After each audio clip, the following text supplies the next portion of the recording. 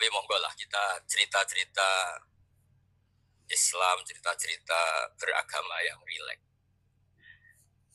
Kita semua tadi seperti yang dikatakan Kak Densus pernah diswani, Mas Sufyan Sauri juga beliau pernah ngaji. Sebetulnya dalam banyak hal-hal yang keseharian itu lebih prinsip ketimbang ide kita tentang hal-hal besar. Saya beri contoh, Allah itu Tuhan yang Maha Kuasa, yang menguasai alam raya ini. Kadang-kadang menjelaskan dirinya itu hanya Allazi at'amahum min ju'. Saya ini Tuhan yang memberi makan kamu saat Anda lapar, saat kalian lapar. Jadi untuk beriman kepada Tuhan yang Maha Esa, kepada Allah, kamu yakin yang memberi makan kamu itu Tuhan. Apapun kecewanya Anda terhadap tetangga, terhadap negara, terhadap mertua, terhadap istri, itu kecewa Anda tidak akan mati. Tapi kalau tidak makan itu mati. Sehingga Allah mensifati dirinya kadang pakai keseharian. Allazi at'amahum min ju'. Tuhan itu siapa? Yang memberi makan kamu ketika lapar. Tapi kamu untuk syukur itu nunggu punya istri cantik, neriman, gampang diatur, membolehkan poligami. Terus 4 istri itu neriman semua, loyal semua. Itu sombong betul. Mau syukur saja kok repotnya seperti itu. Jadi mau syukur ya ada makanan dimakan. Kalau ngantuk ya tidur. Ayatnya wa min ayatihi manamukum billaili wan nahar. Maksud ayat Allah itu tidur. Nah, keangkuhan-keangkuhan ini yang menjadikan kita itu jadi repot hidup. Wong untuk syukur kok nunggu tadi. Mertua baik, tetangga baik, istri baik. Apa saja di sekelilingnya harus baik. Nah, keinginan berlebihan ini menjadikan kita lupa ada hal-hal yang paling kita butuhkan, yaitu oksigen. Kita boleh nempat di buminya Allah. Alladzi ja'ala lakumul ardo firasya. Bumi kamu tempati enak. Coba kalau gempa. Apa artinya istri 4 cantik semua kalau pas digoyang apa? Gempa. Apa artinya kamu jabat? Entah apa aja jabatannya. Kalau bumi likuifaksi, habis kamu. Kiai meskipun dai kondang umatnya jutaan, kalau likuifaksi di panggung hancur. Tapi nikmat-nikmat yang disebut Allah.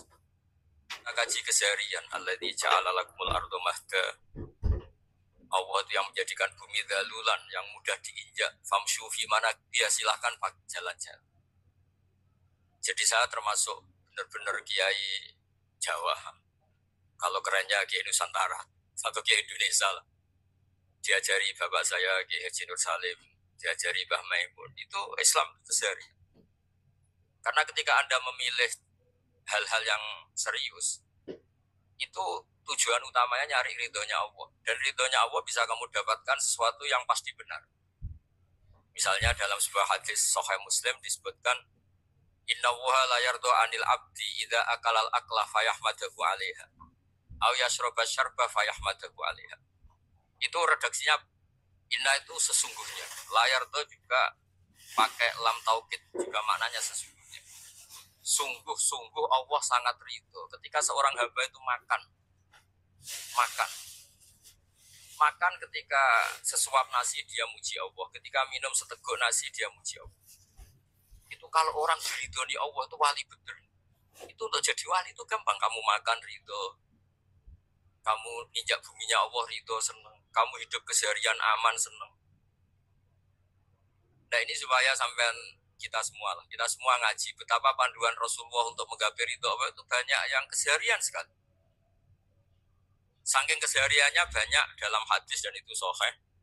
Nabi menyebut hal-hal yang keseharian. Hatta matas alufi fimroatika. Kamu punya uang, kemudian istri kamu bisa makan, itu ibadah. Bahkan sebagian ibadah itu dicontohkan Nabi yang akhirnya diprotes sahabat.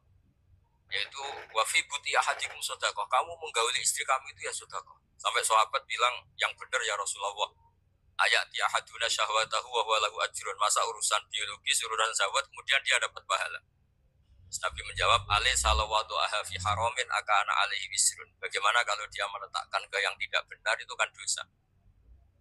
Nah, hal-hal seperti ini yang saya ingin teman-teman semua. Saya juga agak ingin ngaji demi Anda, juga agak ingin. Itu dosa sekali ngaji kok. Pesanan kelompok tertentu itu gak boleh. Islam itu untuk semua. Jadi ya cuma karena di depan saya jenengan, ya seakan-akan jenengan korbannya. Itu ada ilmunya dalam usul fikih itu. Jadi orang itu harus ngaji usul fikih. nama yang disebut, mungkin Mas Sofyan masih ingat zaman ngaji usul fikih, nama yang disebut itu tidak jaminan sebagai prioritas perintah. Jadi misalnya gini, kebetulan yang di depan Nabi itu Abu Dzar, Nabi ya bilang, ya Abu Dzarin ini uhibbuka misalnya, atau ya Mu'ad ini uhibbuka, atau ya Abu Hurairah ini uhibbuka. Banyaklah riwayat yang Nabi nyebut ya Abu Dzarin, ya Mu'ad, ya Abu Hurairah. Kemudian misalnya Nabi meneruskan khitab, ini uhibbuka, saya mencintai kamu, fakul jubut sholatin, atau sebagian riwayat disebut fala tada'an nadubura kulli sholatin Allahumma inni ala zikrika wa syukrika wa husni ibadati. Saya mencintai kamu, siapa saja, Mu'ad bisa, Abu Dzar bisa, siapa. Saya mencintai kamu, mohon kalau habis sholat kamu jangan lupa wiridan Allahumma a'inni ala dzikrika wa syukrika wa husni ibadati. Ya Allah, tolong kami permudah supaya mudah ingat Engkau. Anda tidak bisa mentang-mentang, nama saya Parmen, nama saya Purnomo, itu yang diperintahkan Mu'ad misalnya. Jadi yang disebut satu, tapi khitab itu untuk siapa saja. Saya teruskan. Jadi saya mohon semua kita melakukan kebaikan itu, kalau dalam kaidah fikih disebut al-yakin la yuzalu bisyak. Banyak kebaikan yang kebenarannya itu 100%. Tidak punya efek samping ke pihak lain, ke kelompok lain, ke komunitas lain. Itu tadi misalnya Anda makan, dan itu murah sekali, hanya butuh satu piring. Setiap punyaan kamu muji Allah, setiap minum kamu muji Allah. Itu redaksinya Rasulullah SAW disebut Allah sangat ridho ketika seorang hamba makan, kemudian dia memuji Allah, atau minum kemudian dia memuji Allah. Logikanya gampang, negara seperti ini yang kamu harapkan bentuknya kayak apa, mertua, ipar, komunitas, tetangga, itu nyata terjadi itu kan belum pasti. Sementara yang mesti terjadi adalah kamu butuh makan kalau tidak mati, butuh minum kalau tidak mati, butuh bumi yang nyaman ditempati, kalau tidak kita juga mati. Sebab itu Allah kalau menyebut nikmatnya itu hal-hal yang keseharian. Alladzi at'amahum min ju'. Allah itu siapa? Allah itu yang menciptakan kamu bisa makan. Tidak berlebihan. Allah itu yang menciptakan kondisi sosial itu ideal. Zaman Nabi itu ya ada orang munafik. Orang-orang pilihan Allah itu juga diuji orang sekelilingnya yang macam-macam. Semua diuji sesuai konteks zaman dan waktu. Nah, tapi ada ibadah-ibadah yang selalu disarankan Nabi. Sampai Nabi itu pernah ditanya, ayul Islam ya khairun ya Rasulullah, Islam terbaik itu gimana? Jawaban Nabi itu unik. It'amut to'am. Islam terbaik itu ya makan-makan, santai-santai. Ketika Allah menyebut beberapa kebaikan, falak tahamal aqobah, wa ma adrokan apa? Mal aqobah. Terusannya apa? Fakku rokobah. Terusannya apa? Au it'amun fiyaumin di masubah. Ya itu acara makan-makan itu juga Islam. Kenapa? Ya bayangkan kalau tidak ada makanan, kita mati kan. Kondisi sosial tidak ideal tuh Anda masih gak apa-apa. Tapi kalau Anda tidak makan, Anda tidak minum, kamu punya istri cerewet masih bisa hidup, punya mertua cerewet masih bisa hidup. Tapi kalau tidak makan bisa mati. Berarti penting mana istri sama makan? Penting mana? Makan. Semoga istri Anda dengar, nanti kamu disuruh makan tapi pulang gitu. Itu kalau dibahasakan makan masih memahami. Penting mana nasi satu piring dengan istri. Gak ada nasi mati, gak ada istri belum mati. Penting mana? Gak berani jawab kan? Nah, ternyata Anda ada garang kan di depan istri. Jadi saya mohonlah, mungkin Mas Sufyan Sauri tadi yang bisa bantu lah. Teman-teman tuh ngaji yang keseharian saja. Karena kita nyari ridho Allah itu berdasar firman Allah. Dan firman Allah itu menyebut keseharian itu yang gampang. Itu tadi misalnya wa min ayatihi manamukum bil laili benar. Termasuk ayat-ayat Allah itu kamu tidur. Maka dulu itu ada guyonan, ada tokoh Mu'tazilah, kelompok dalam Islam yang berpikir manusia itu bisa menentukan ikhtiarnya sendiri. Karena saya bisa duduk, ingin duduk, ingin berdiri, berdiri. Karena kelompok ini gak terima kalau semua kehendak Allah, nanti bagaimana kalau semua kehendak Allah kok ada hisab, ya ada sanksi. Lucunya itu, dia akhirnya, ini cerita ya, mencintai seorang perempuan, cantik sekali. Dan itu dia menjadi ahli sunnah itu oleh hal-hal yang sepele. Karena istrinya cantik, ya namanya suami istri hubungan intim. Terus ditanya, Mas, masih ingin lagi? Masih. Silahkan diulang lagi. Wah ya tidak bisa. Katanya manusia bisa menentukan yang inginkan. Itu tobat itu. Itu nggak bisa ditobatkan Mas Sufyan Ats-Tsauri. Orang cantik yang mudah nobatkan orang itu orang cantik. Segampang itu. Akhirnya kita tahu, makanya kalau dalam kitab Hikam itu disebut al-aqil mayyakul madza yaf'alu wal ghafil mayyakul madza af'al. Orang yang punya akal karena sadar ini wilayah Allah, semua milik Tuhan. Itu dia tiap hari berpikir, besok Allah akan melakukan apa terhadap dunia ini. Kamu merencanakan suatu mau plesir, ternyata gempa. Mau wisata ke Rusia, ternyata perang. Kamu tidak pernah tahu apa yang akan terjadi besok. Wa ma tadri nafsum madza taksibu ghadan. Tapi Anda semua kita ini sering punya jadwal permanen. Makanya saya kalau diundang siapa saja, bisa netek. Yang jelas Gus ini acara penting. Ya masih acara penting nak pangeran ngersakno piye. Kok sampe dadi pangeran kamu mau jadi Tuhan. Itu kadang ya kiai. Penting Gus acara ini jenengan harus memastikan bisa. Yo kamu itu yang ngajarin tauhid sesuatu itu biadillah kok bilang-bilang apa pasti. Kalau maksa terus tak tobatkan. Ya kalau gitu Gus bilang insya Allah. Wah itu hati saya, fisik saya, roh saya sudah bilang insya Allah. Tidak usah kamu latih kata saya.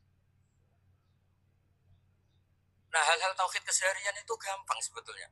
Wal ghafil yaqulu madza af'al. Tapi orang yang lupa Allah dia setiap hari bilang besok apa? Kita bisa melakukan apa? Seakan-akan dia itu aktor, dia penting, dia subjek permanen dia. Padahal kita ini hanya objek kehendak Allah Subhanahu wa taala. Karena kita yakin sesuatu yang terjadi di alam raya ini kita tidak bisa apa-apa. Makanya saya sering ngaji, sering bilang, ketika Anda mensifati Allah, Dia yang menghidupkan. Sudah itu tanamkan sehingga ketika kita mati santai saja. Kenapa santai? Allah punya cara menghidupkan kita. Zaman kita hidup juga gak tahu caranya ngelola jantung, ngelola paru-paru. Kamu juga gak tahu ngelola oksigen yang tidak beracun, tidak mengandung polusi. Tahu-tahu hidup. Gak ingin tua ya tahu-tahu tua, gak ingin mati tahu-tahu mati. Selama ini kita hidup juga gak tahu apa-apa. Hanya gaya tok, punya jadwal, punya planning. Kalau kamu bisa menentukan pilihan Anda, pasti ada istrinya cantik, 4 neriman semua, kona'ah semua. Nyatanya enggak kan? Ada 1 jelek, cerewet. Wah itu kan. Nyatanya enggak bisa apa-apa Anda kan? Dan kamu bawa mati lagi. Itu kan. Istri Anda juga gitu, punya keinginan, punya suami yang ganteng, yang jabat, yang neriman, yang enggak poligami. Ya enggak kesampaian juga. Kalau kita ngitung tingkat kegagalan kita itu gagal terus. Ya kan? Nah, terus ingat Allah. Mada yaf'alu wa bi. Orang yang punya akal selalu berpikir Allah itu menghendaki apa terhadap saya. Dulu sama-sama orang. Lihat orang yang serius. Itu kata Anda itu pemikir berat, serius. Senang punya tokoh yang mermut. Karena kamu anggap serius. Tapi sebagian orang anggap orang yang serius itu wong mermut. Wong masam, wong muka kok ditekuk. Jadi sama itu hati ya muqallibal qulub tsabbit qalbi ala dini, karena kita enggak tahu cara berpikir kita tentang orang lain, tentang sekeliling kita. Misalnya kita orang baik yang jenis ngurmat fakir miskin. Ada orang bangun masjid mewah itu janggal. Apa artinya masjid mewah kalau banyak orang kelaparan? Tapi kalau yang jenis pendidikan apa artinya masjid mewah kalau tidak bisa ngaji? Nanti yang jenis infrastruktur apa artinya ini kalau semuanya punya sudut pandang yang berbeda. Dan Islam mengapresiasi semua kebaikan. Tapi katakan semua kebaikan itu adalah kehendak Allah Subhanahu wa taala. Karena apapun baik Anda itu pakai fasilitas yang diberikan oleh Allah Subhanahu wa taala. Sehingga ini yang disebut qulillah sumadarhum fi khawdihim yalam. Ya kembali tadi ke tema-tema bahwa keseharian Anda ini sudah Islam. Saat Anda tidak bisa melakukan apa saja. Saya sering ada jenazah, biasanya kalau tetangga meninggal saya sering disuruh lepas. Saya bilang orang ini baik karena sering lamun di rumah, sering nganggur di rumah. Ditanya sama anaknya, kenapa Gus nganggur baik? Ya kalau dia nganggur artinya juga gak berbuat sesuatu yang maksiat kan? Ya kan, orang nganggur di rumahnya ya tidak bunuh orang, tidak maling, tidak korupsi, ya namanya nganggur di rumah. Lah cuma istri cara pandang nganggur gak menghasilkan uang gitu, tapi juga gak menghasilkan kriminal kan? Jadi sebenarnya Islam itu makanya kalau sampai ngaji usul fikih itu ada kitab usul fikih namanya Lubul Usul, itu terkenal sekali di pesantren itu. Itu kalau ngapresiasi keseharian itu luar biasa. Isma min mubahin illa wa yatahaqququ bihi tarku haramimma. Karena keseharian yang mubah saat Anda lakukan itu ada kehebatan yang luar biasa, yaitu meninggalkan haram. Makanya dulu banyak orang-orang alim ketemu temannya itu guyon sampai semalaman. Itu dia yang semangat Islam itu kiai kok tidak tahajud, kiai kok tidak witir. Orang yang sedang mapan uangnya banyak, malam itu tidak layaban sudah luar biasa. Melawan nafsu supaya tidak maksiat itu sudah luar biasa. Supaya lupa guyon sama temannya semalaman sampai subuh. Gejolak-gejolokan ngenang zaman miskin, zaman kuliah gak jelas, zaman apa. Melihatnya jangan takut tahajud. Seperti ini meninggalkan tahajud, tapi meninggalkannya ini talbul muharramat. Jadi kayak apa hebatnya? Sehingga Imam Ghazali punya riwayat yang agak unik. Hatta takuna ibadatu akhiri hadil ummah iku an-naum. Jika suatu saat ibadah terbaik umat ini itu tidur. Itu kan riwayat kontroversi ketika Imam Ghazali tanya, kenapa ya? Kenapa kamu mulai keluar dari rumah itu sudah banyak maksiat, melihat perempuan yang enggak mahram, melihat fenomena. Tapi kalau kamu tidur itu enggak melihat apa. Tapi juga kamu jangan menganggap tidur itu ibadah betul. Saatnya melakukan fardu ain malah masih tidur. Tapi itu sudut pandang yang menjadikan kita Islam itu gampang. Jadi saat Anda tidak bisa aktivitas apa, misalnya ada beberapa orang yang lumpuh. Lumpuh itu memang nggak bisa Jumatan, nggak bisa ibadah, tapi dia juga nggak bisa maksiat. Tidur itu memang Anda saat itu udah bisa tahajud, udah bisa witir, tapi saat itu ada zina, ada maling, ada gosipkan orang, ada bully orang, ada menanamkan kebencian, ada hasut. Sehingga tidur menurut Allah Ta'ala wa min ayatihi manamukum billaili apa? Benar. Karena di tidur itu selain ada unsur istirahat, jaga kestamina, juga ada unsur meninggalkan beberapa keburukan. Nah saya mohon ibadah yang keseharian ini kita jaga.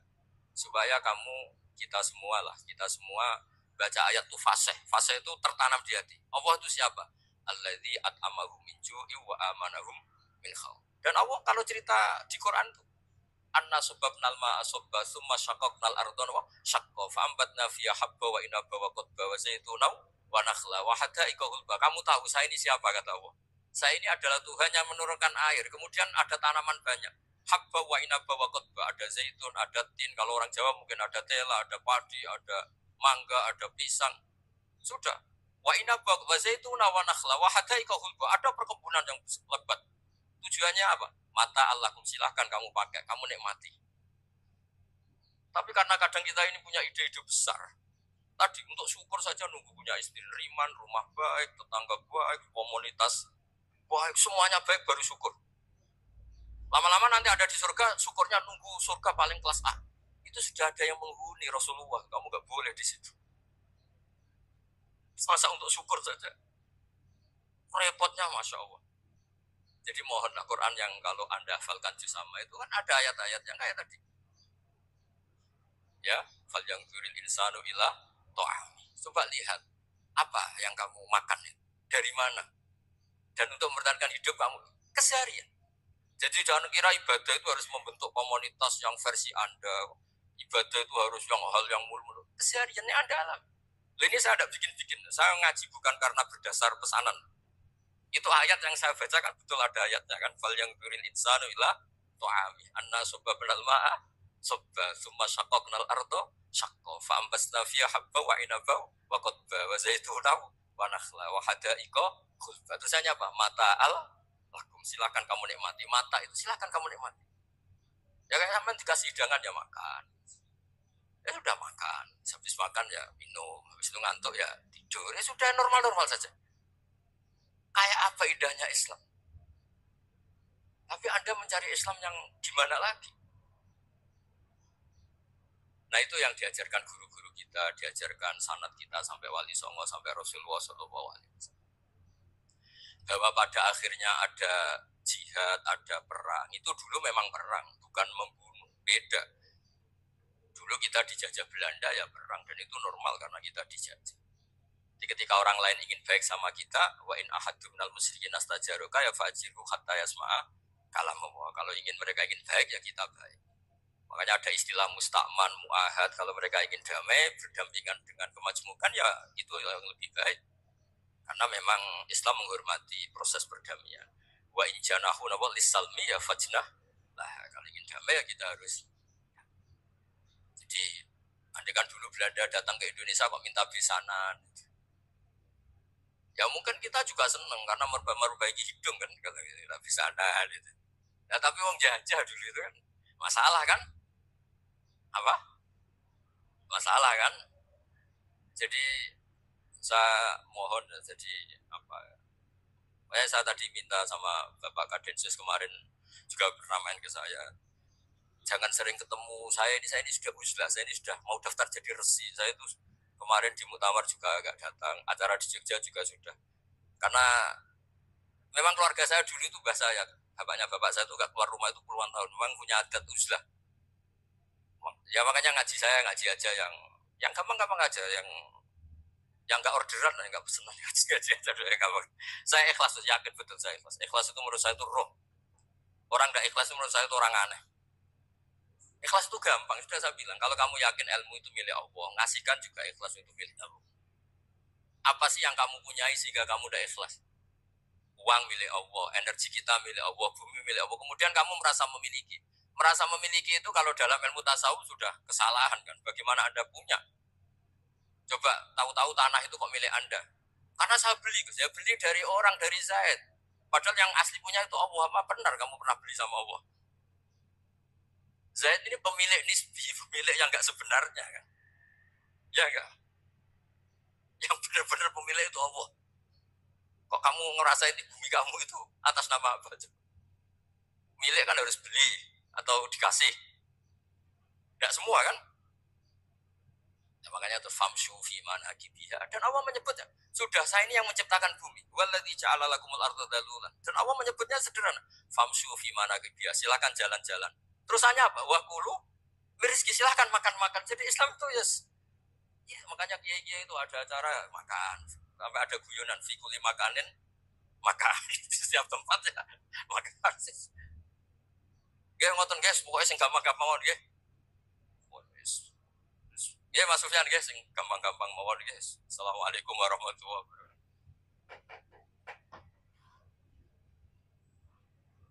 Perasaan saya juga seluruh ulama di dunia. Saya ulang lagi, perasaan saya juga seluruh ulama di dunia. Bahwa Islam masuk itu macam-macam sebabnya. Dulu kita tahu, kita sebagai warga Indonesia, Islam masuk itu ya dibawa orang yang agak kedonyan, ya kayak jenengan lah kira-kira itu. Ya kayak mbak-mbak ini, ya agak mata duitan. Karena kita tahu rata-rata di sejarah mengatakan Islam di Indonesia dibawa kiai atau pedagang. Pedagang tuh nyari uang, apa nyari dakwah. Ya semoga Anda mirip-mirip seperti itu. Ya jadi nyari uang karena ada nurani Islam, sehingga tetap saja membawa Islam. Saya tidak tahu Islam Anda ala apa, tidak tahu. Pokoknya mau ngaji ya berarti Islam ala ahli sunnah apa? Jadi ini penting saya utarakan bahwa Islam itu agama yang mudah difahami, sehingga di bawah pedagang saja ya kasil. Di bawah orang yang kedonyan kayak jenengan juga kasil. Di bawah orang baik ya kasil, di bawah orang broken juga kasil. Ini penting saya utarakan karena saya ngaji di mana-mana bilang ciri utama kebenaran absolut adalah kebenaran yang bahkan orang nggak benar saja bisa bawa. Tapi bukan berarti saya dukung Anda ada benar, kan sudah ada benar dulu sebelum kenal saya. Tapi nggak apa-apa, nggak benernya umat Islam insya Allah dimaafkan sama Allah Subhanahu. Nah, ya asal tobat maksudnya. Nah ini saya beri satu konstruksi pikiran yang saya sering utarakan di ngaji saya. Sampai sekarang saya coba saat tes ini kan di kampus ya, di apa bacanya di apa Kim University yang global leader apa in the world. Ini keren lah. Jadi acara ilmiah kita ditakdir di gedung apa? Kampus, gedung universitas di begini. Kalau 1+1=2 itu namanya hakikat. Ciri utama hakikat adalah siapapun akan menerima. Saya sekarang tanya sama Anda, kira-kira 1+1=2 itu musuh Anda pun mengatakan 2 apa tidak? Ya. Pekerja Korea ya bilang 2, rektor Al-Azhar juga bilang 2. Kamu yang sekarang sedang mungkin sebagian broken sama istri juga bilang 2. Istri kamu yang mangkal sama kamu juga bilang 2. Yang cemburu ya bilang 2, yang dicemburuin juga bilang 2. Karena begitu mudah kebenaran absolut diterima oleh siapa saja. Begitu juga eksistensi Allah sebagai Tuhan. Itu mudah diterima oleh siapa saja. Sehingga pembawanya tidak perlu seorang kiai atau gus atau mubalek atau ketua MUI, tidak. Cukup karyawan pekerja Korea. Karena kebenaran absolut itu kebenaran yang mutlak. Siapa saja yang waras pasti ngakui. Kira-kira orang yang berpikir sehat pasti berpikir begini, ini yang diajarkan Quran. Bumi ini kadung wujud, sudah wujud kadung wujud, punya eksistensi. Mungkin nggak sesuatu yang wujud kemudian disebabkan oleh sesuatu yang nihilisme, yang tidak ada. Mungkin enggak? Tidak mungkin. Yang namanya penyebab itu harus sesuatu yang wujud. Di mana-mana penyebab itu harus punya eksistensi. Karena langit dan bumi ini kadung wujud, pasti penyebabnya adalah wujud. Karena wujud penyebab harus bersifat super. Nah, bersifat super ini oleh ulama dikatakan wajibil wujud. Itu akal siapa saja akan terima. Cuma kemudian setelah terima itu orang macam-macam cara berpikir. Mungkin orang Jawa dulu bilang itu sayang widi. Kalau orang sini mungkin bilang apa itu? Dewa atau apa ya? Enggak tahu saya. Karena itu yang teman sampai anda teman saya itu. Tapi yang jelas begini, ini konstruksi ini harus kita jaga. Nanti saya bacakan teks hadis. Kebenaran sejati ciri utamanya adalah ada absolutisme, ada kebenaran mutlak. Ciri utama kebenaran mutlak adalah diakui bahkan oleh siapa saja, termasuk oleh orang fasik. Orang fasik itu orang nggak benar. Misalnya ada imam masjid besar Istiqlal, ditanya 1+1 bilang apa? 2. Nanti kira-kira yang londe juga bilang apa? 2. KPK juga bilang koruptornya yang ditangkap 2. Nah, eksistensi Allah sebagai Tuhan ini kebenaran yang absolut. Maka agama ini juga boleh diterima oleh siapa saja, termasuk oleh orang fasik, orang nggak jelas. Ini penting saya utarakan karena sekarang marak kelompok yang mengatakan orang Islam kalau zina menjadi tidak muslim, orang Islam kalau korupsi menjadi tidak muslim, salah sedikit tahlilan jadi kafir, percaya wasilah jadi itu tidak benar seperti itu. Karena kebenaran eksistensi itu kebenaran yang nggak bisa diganggu gugat. Seperti Anda ini kan warga Indonesia, KPK ya warga Indonesia, koruptornya juga warga. Apa setelah dia korupsi lalu tidak warga Indonesia? Tetap warga. Orang yang meyakini kalimat tauhid setelah dia salah, apa terus tidak tauhid? Kan tetap ya. Maka dia tetap Ini penting saya utarakan. Kalau seorang warga Indonesia yang koruptor, yang macam-macam saja tetap warga Indonesia, padahal banyak kesalahan. Karena status warga Indonesia adalah status yang permanen. Begitu juga status Muslim adalah permanen bagi siapa saja yang melafadzkan La ilaha illallah Muhammadur Rasul. Kita tidak bisa mengkafir-kafir. Itu juga yang sering dipesankan dan jadi ciri khas ulama ahli sunnah wal jamaah, tidak mengkafirkan orang Islam meskipun melakukan dosa besar. Soal dia salah nanti masuk neraka ya silakan saja, saya ada ikut, paham ya? Sampai bisa mencoba. Tapi tetap saja dia muslim. Analoginya tadi. Analoginya gampang sekali tadi. Orang Indonesia yang salah itu tidak akan merubah statusnya sebagai warga Indonesia. Karena ya memang dia berstatus warga Indonesia. Orang Islam yang sudah melafadzkan syahadat maka menjadi muslim. Saya di mana-mana berkampanye, berfatwa. Orang kafir yang 70 tahun kafir, sekali melafadzkan kalimat tauhid, itu menjadi muslim apa tetap kafir? Muslim. Masa kita yang Islam terus, yang kalimat tahlil la ilaha illallah kemudian menjadi kafir karena kalimat itu? Itu faham aneh apa aneh? Wong yang kafir saja menjadi muslim karena kalimat tauhid, yang Islam menjadi kafir juga karena kalimat. Ini ngajak apa-apa aneh? Ya ngajak goblok-goblokan, kira-kira kan gitu. Ini penting saya utarakan karena ini penting. Nah, setelah kamu yakin tauhid, ciri utama tauhid itu apa? Menstatuskan sesuatu sebagaimana hakikatnya. Misalnya bumi Korea, ini statusnya tetap buminya Allah. Maka dari awal saya husnudzon sekali sama Allah Subhanahu wa taala bahwa suatu saat di bumi mana saja itu ada tahlil. Gak ngira kan ada ateis di sini, bumi ateis kemudian ada tahlil, ada sakduna, ada macam-macam. Karena kita ketika sholat, makanya saya tadi janji akan memaknai kalimat-kalimat yang sering Anda baca ketika sholat. Di sholat saat ada i'tidal ngendikan apa? Rabbana lakal hamdu, ayo dibaca, mil'us samawati wa mil'ul ardi wa mil'u ma syi'ta min syai'im ba'du. Sama nari secara tradisi pesantren, Rabbana do pangeran kita, laka iku kadue panjenengan alhamdu di segala puji. Engkau punya segala puji. Mil'us samawati, yang pujian itu memenuhi langit. Tentu langit itu penuh dengan pujian. Semua malaikat bertasbih, bertahmid. Karena malaikat tidak ada yang kerja di pabrik itu tasbih terus gitu. Gak ada yang nyari uang gitu. Gak ada yang cari won ya. Apa won ya kalau bahasa. Kalau di sini enggak, kiainya aja nyari uang. Terusannya apa? Wamilul ardi, dan pujian itu memenuhi bumi. Korea termasuk bumi Allah apa enggak?